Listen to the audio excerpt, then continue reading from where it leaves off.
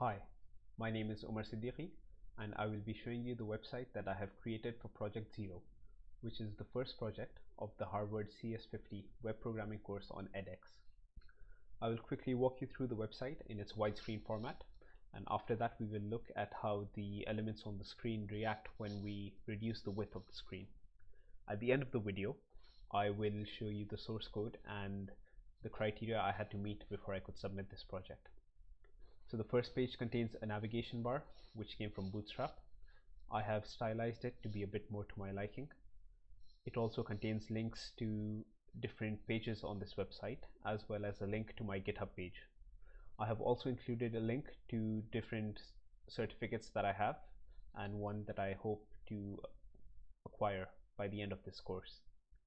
At the bottom of the page, we have a footer, which once again contains links to the different pages on this website.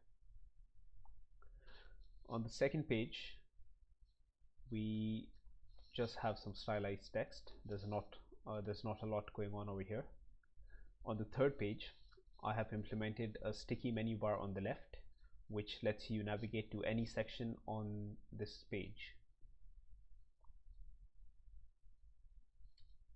On the fourth page, I have included links to the Wikipedia pages of books that I used to read when I was younger, and I have written about some of the hobbies that I have. On the last page, I have written some more stuff about me as a person and the things that I'm studying right now and what I plan on studying in the coming future.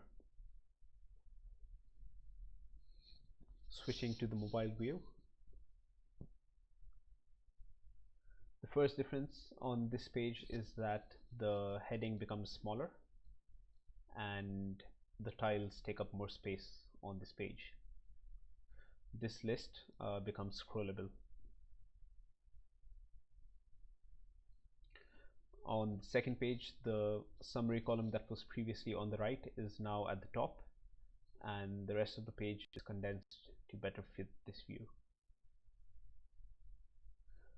On the My Views page, I got rid of the menu on the left and instead replaced it with links to different sections.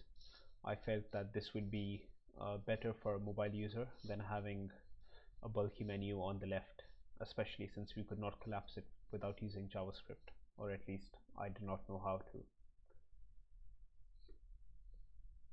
For the hobbies page, I have replaced the images in these tiles with custom images of my own to give it some uniform styling, and the rest of the page is condensed as the previous ones were, and the About Me page is more of the same.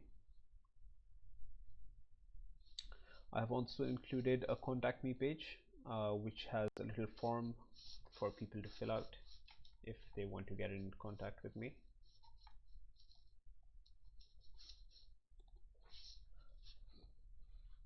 And this was the mobile view.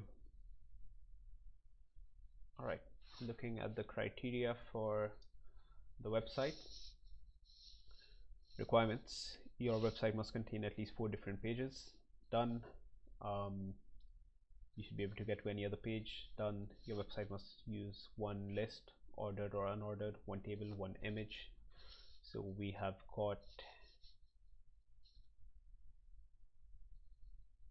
a table over here, a list over here, images over here. Your website must have at least one style sheet file. So we've got a masters.css. Style sheet must use 5 different CSS properties and 5 different types of CSS selectors.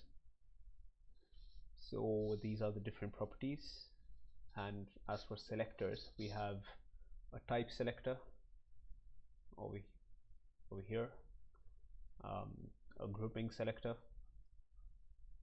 a class selector, a pseudo class selector, and an ID selector. So there's 5.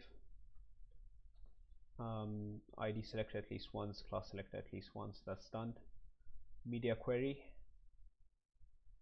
This is the section for the mobile media query. You must use Bootstrap 4 on your website, taking advantage of at least one Bootstrap component. So we've got a navigation bar on the first page. There's also a Jumbotron, and these are the columns that I have used. There's quite a lot of them. Your style sheets must use at least one Sass variable, one example of Sass nesting, and one use of Sass inheritance. So this is my Sass style sheet. These are the variables. This is the inheritance example, which is being inherited over here.